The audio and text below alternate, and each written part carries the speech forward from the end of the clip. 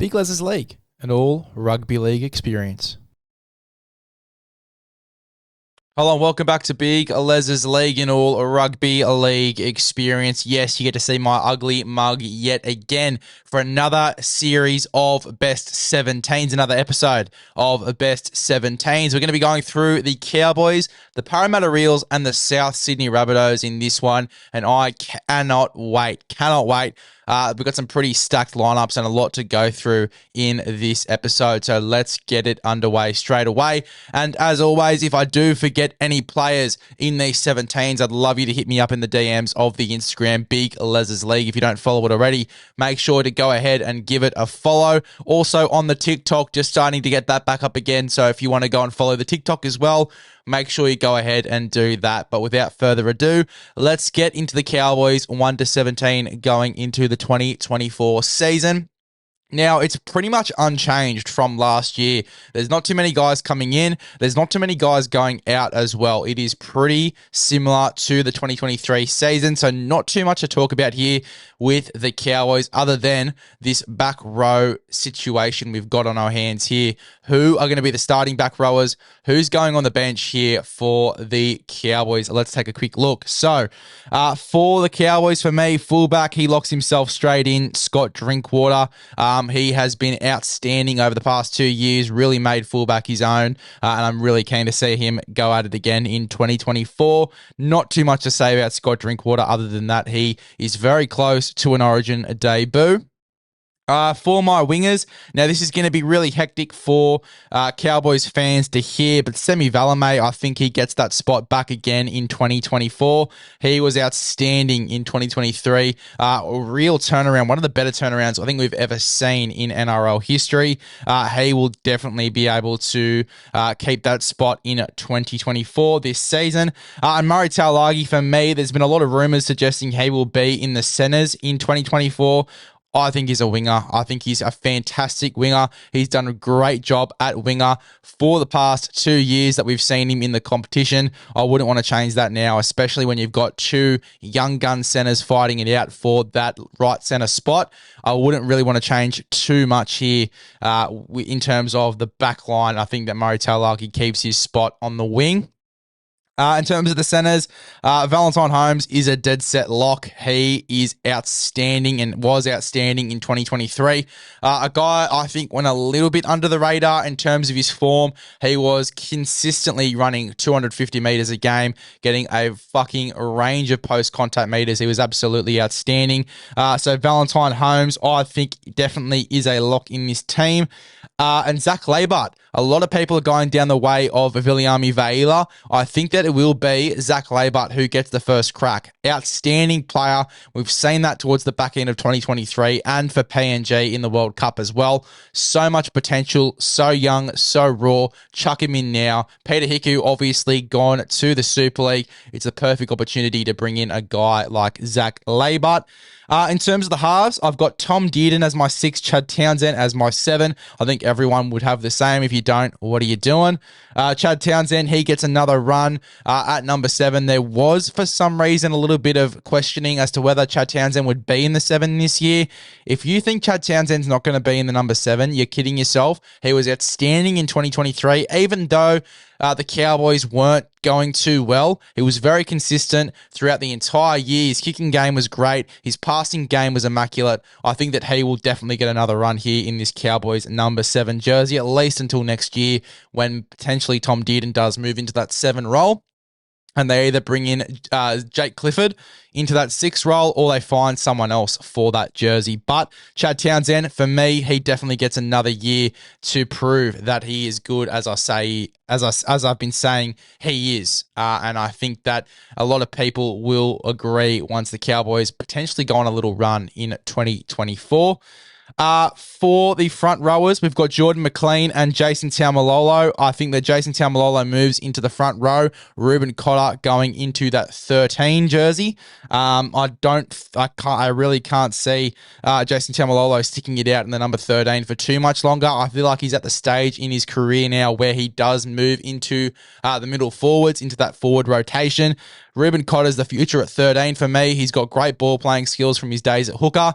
I think that he's a perfect 13 for this side moving forward, and I think that's going to be his role moving forward too in that 13 jersey. Jason Taumalolo, as I said, it's about time in his career where he does move into that forward rotation in the front row alongside the vet in Jordan McLean. Reece Robson is a lock at 9. I don't really see anyone else competing for that jersey.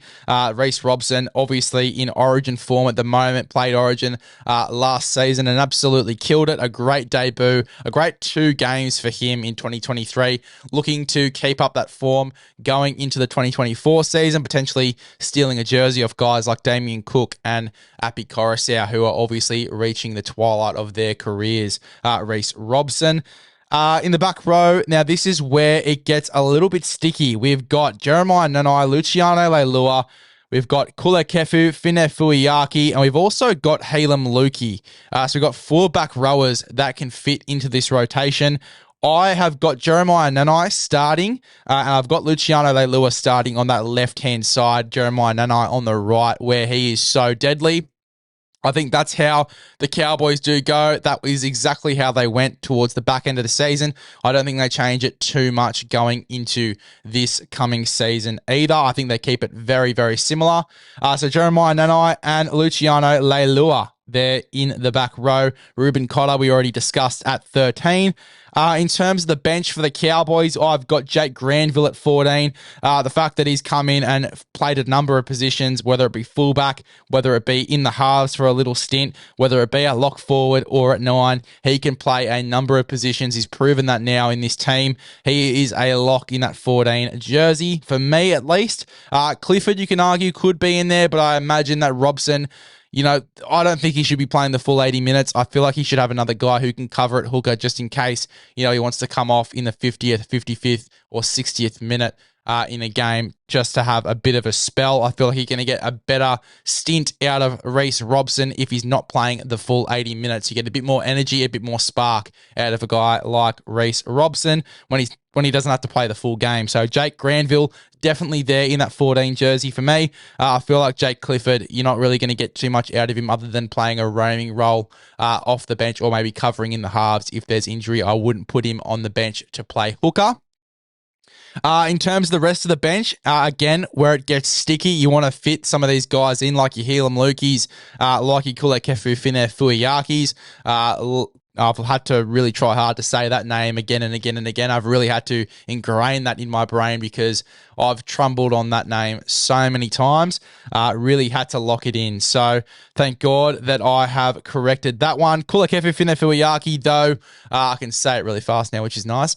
He'll definitely be on the bench for me. He can play in the middle. He can play on an edge. He is so versatile in the forward pack, and he's got so much ability. He has got great agility, great footwork at the line, especially. He runs some really great lines. I feel like he will definitely be on the bench in jersey number 15. Jersey 16, you want a front rower, an out-and-out front rower too. This guy was in the squad for the New Zealand Kiwis this year. Griffin Neame, he is definitely in there for me. Really solid footballer, really solid all year too. Very consistent for the North Queensland Cowboys when he's been in this team. I think he was out for a little bit in 2023 with injury, but all in all, very, very consistent. So he will be in there for sure. Obviously, Griffin Neame. And then, look, it's a real dogfight between a Cohen Hess and a Halem Lukey. Over those two, I think it's got to be Cohen Hess. Cohen Hess, a little bit more versatile, can play in the middle or on the edge. Halem Lukey can play in the middle as well, but Cohen Hess has been really good. He's actually been very underrated from last year. I think he does get that spot in the jersey number 17 over Halem Lukey.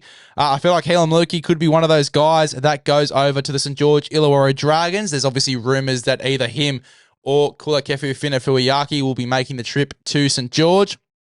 I think most likely it will be Halem Lukey going into 2025. That's unfortunate for Halem Lukey, but that's just how I see it going. He's had a few injuries throughout the past 2 years. Kulakefufine Fuiaki seems to be the next big thing. So I think that the Cowboys might choose to keep him over Halem Lukey, which could be a real dogfight as well. It could end up being really messy. So that's definitely one to watch. Whether Kulakefufine Fuiaki goes or the Halem Lukey goes, we don't know. But I could see either one of them being in this 17 and the other one going to St. George. But that is my 17 as it stands for the Cowboys.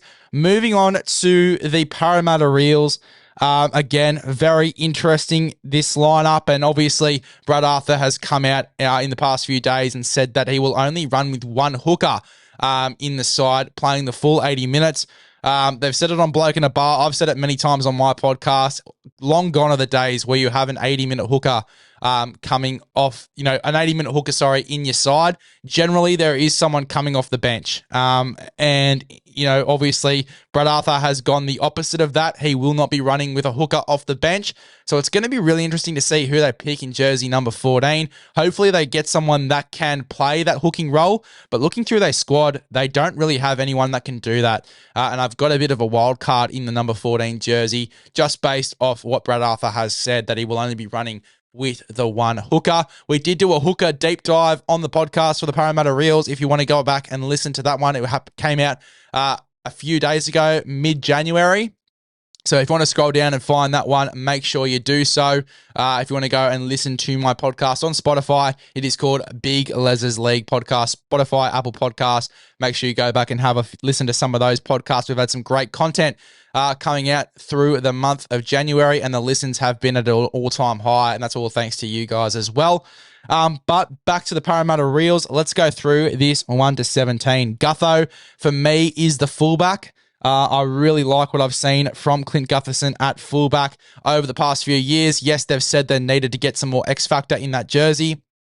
I think you're a few years off trying to replace Gutho at fullback. I feel like, yes, he could definitely transition into the centers over the next few years, but right now he's probably one of the game's best fullbacks, and that isn't even an understatement. He's definitely in the top 5 for me. He is so good and so consistent, and he puts in 110% for this team each and every week. So why wouldn't you have him there at fullback? On the wings, I've got Micah Sevo and Sean Russell. Sean Russell, I think, will be the future at fullback if Gutho does transition into the centers. But Sean Russell, obviously, very fresh into his career, very unlucky with an ACL injury that cut his season short, I think, last year or the year before. Coming into this side this year, I'm really keen on him. I think that he could be the next big thing out of Parramatta. I think he's in for a big season if he gets a fair crack at this wing spot. But he's on the wing for me with Micah Sevo, who is an absolute lock in this team. I'd love to see a bit more aggression out of Micah Sevo this year. I want to see some prime Micah Sevo in 2024, as we all do. I think these two centers are locks as well. Will Penasini and Bailey Simonson in this side. Bailey Simonson was outstanding in 2023. So was Will Penasini. They're both locks in this team, and you cannot change my mind about that whatsoever. Dylan Brown at 5'8" with Mitchell Moses at halfback. Again, both locks there. No one really competing for either of those jerseys, just due to the fact that they have such a lack of halves in their top 30 squad. It is Dejan Arce, and I believe Ethan Sanders is still on a development deal. So they don't have too many guys that can fill in the halves in that squad, which is a bit of a scary thought. But Dylan Brown, Mitch Moses, they are locked in as the halves for 2024, obviously. Front rowers, again, locked in. Junior Paulo and Regan Campbell-Gillard, one of the best front row pairings in the competition. And then you got Brendan Hands for me as the starting 9 in this team. He's young, he's fresh, he's raw, he has a lot of ability. I'd love to see him run the ball a little bit more in this team. Only ran about an average of 25 meters a game. I'd love to see him run the ball, get a bit more crafty in this team. He definitely has the potential to do so. We saw that in his debut game. Brendan Hands, really keen on him. I think he offers a little bit more than what Joey Lussick does, and for that reason alone, I am putting him in this side over Joey Lussick as that 80-minute number 9. Can Brendan Hands handle 80 minutes? We'll have to wait and see, but as far as Brad Arthur is concerned, he will have to handle it going into the first few weeks of the competition. And look, anything can happen between now and then. Brad Arthur's opinion might change, but as it stands at the moment, there will only be one hooker in this team, and for me, it's Brendan Hands. The back rowers, I think, will be Bryce Cartwright and Ryan Madison. I think both of those guys start, and, when they did start in 2023, they were unstoppable, both formidable in their positions. Really keen to see how Ryan Madison and Bryce Cartwright go and how they're used in this team, whether they are both starting or if one of them is on the bench. A lot of people do have Maddo on the bench just because he can play that utility sort of role. Obviously played a little bit of 6 as well in 2023, so we'll have to wait and see what his role is in this team in 2024. But as far as I'm concerned, he's a starting back rower along with Bryce Cartwright. Jermaine Hopgood is at 13. Really liked Jermaine Hopgood last year. I think that he has got a long way to go yet. People forget that it's his first season in first grade. Last year, it'll be his second year in first grade this season. His first game was round 1 of last year.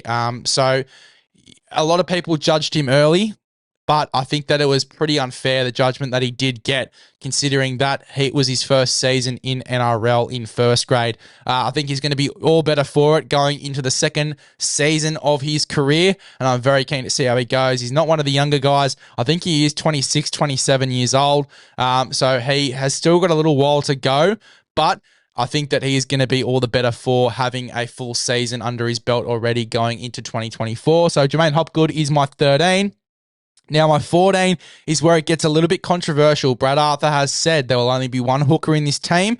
So Dejan Arce is my 14. He's pretty much the only guy that you could really chuck at 14 other than Joey Lussick, but he can play a number of positions for you, whether it be fullback, on the wing, in the centers, in the halves, potentially at hooker, although I wouldn't really count on it, and as a roaming second 5'8", 13 type role that we've seen in the competition become very, very popular over the past 2 to 3 years.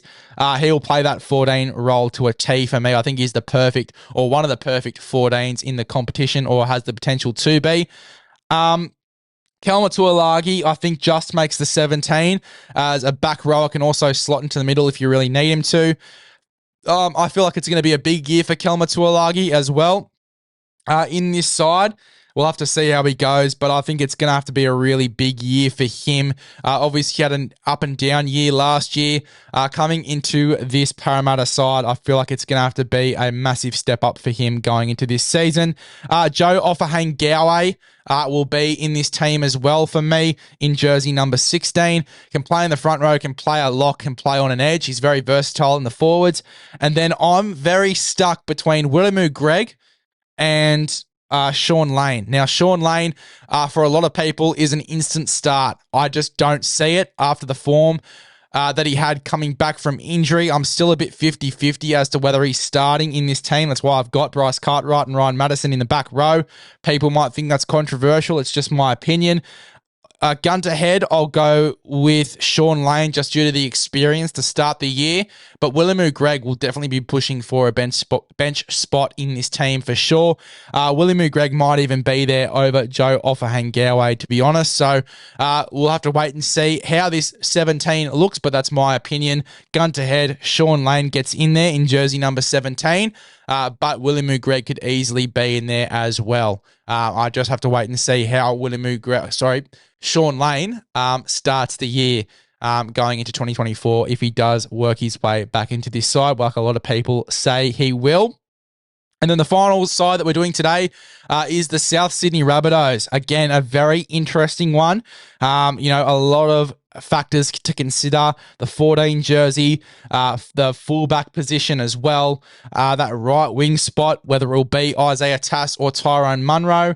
The halfback position as well. Lachlan Ilias, I feel like he's under a little bit of pressure going into this year. You've got a halfback in New South Wales Cup that won the comp and took his side to a grand final in New South Wales Cup, was also the player of the year in New South Wales Cup as well. So a lot of pressure on a guy like Lachie Ilias to perform going into this year.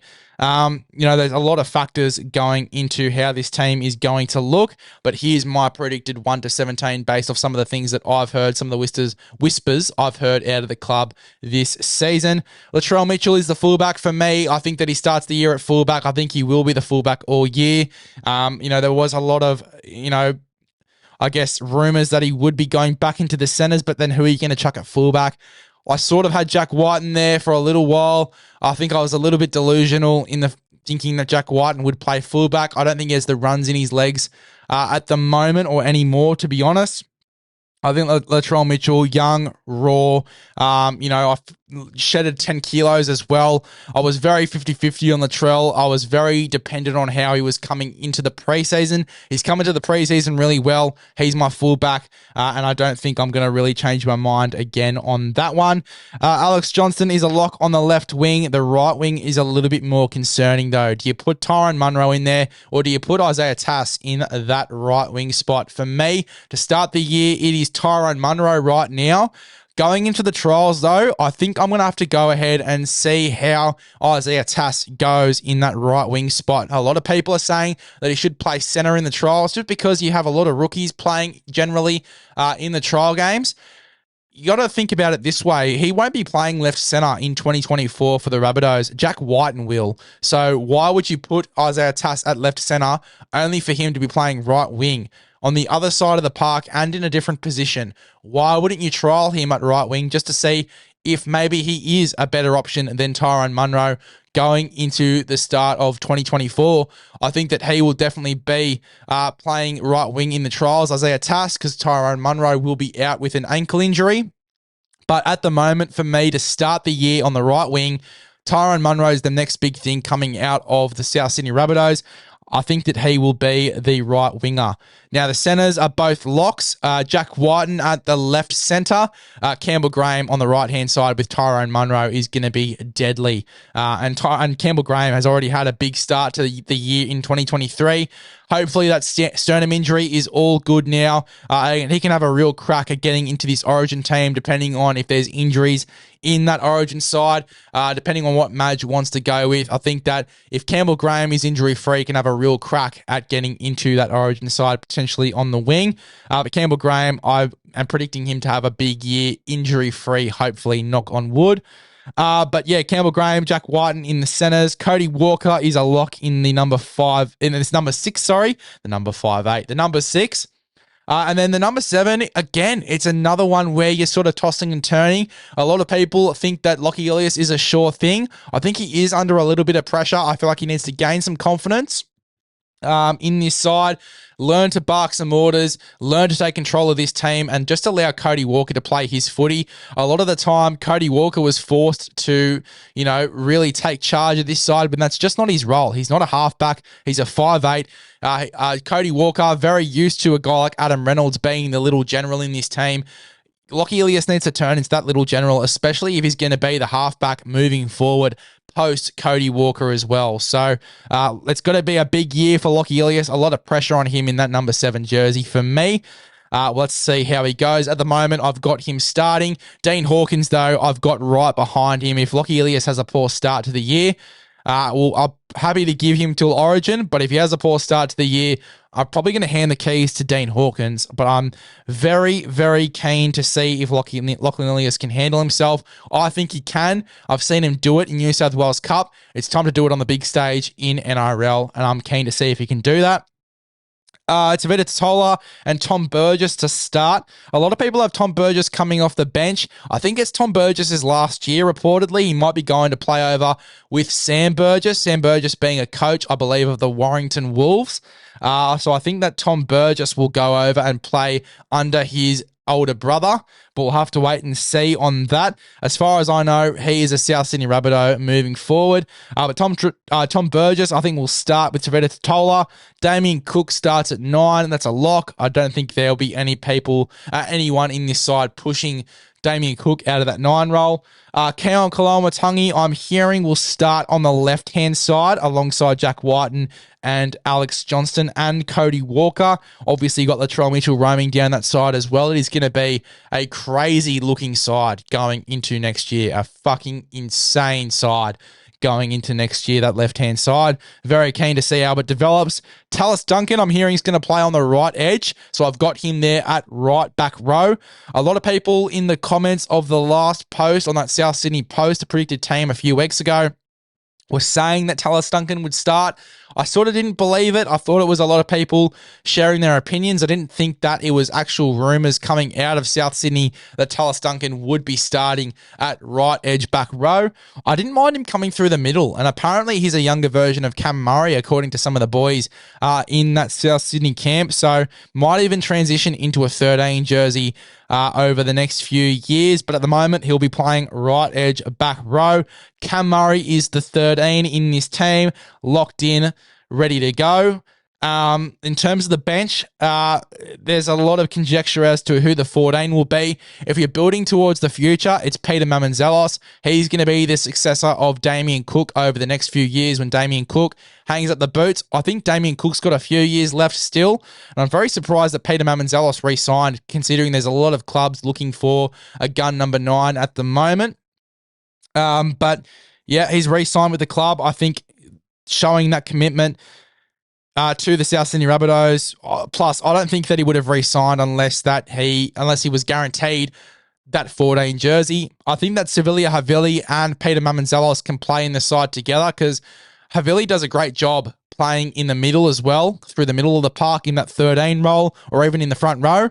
So they could both be in this side, but as far as a 14 goes to play hooker, Peter Mamouzelos is my guy.